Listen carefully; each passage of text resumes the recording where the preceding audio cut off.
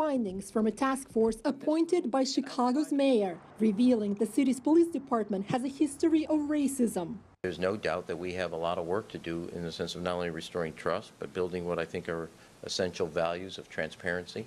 Whites, African Americans, and Hispanics each make up about a third of Chicago's population. The task force found police here have shot and killed African Americans at a disproportionately higher rate. Nearly 3/4 of police shooting victims from 2008 to 2015 were black, compared to 14% Hispanic, 8% white. The president of the Chicago Urban League calls the findings shameful. We can't put pretty names on it. We have to say this is racism, and it's not implicit bias, it's racism.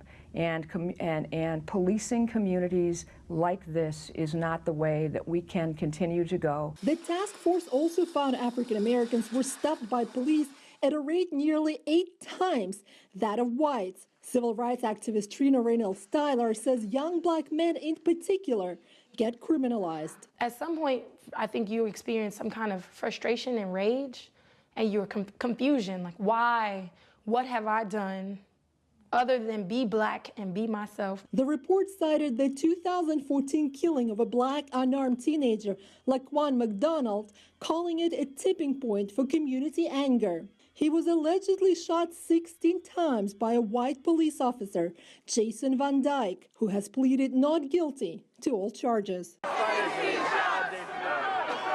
16 shots! Protesters called on the mayor to resign, accusing him of a cover-up. The police department now has a new superintendent, but Rana says more needs to be done. Everybody bears responsibility, but the police department and the culture that they're used to working in has to change immediately. The blistering criticism comes as the federal investigation of Chicago police continues and the calls for systemic changes intensify. Rosa Kazan, CCTV, Chicago.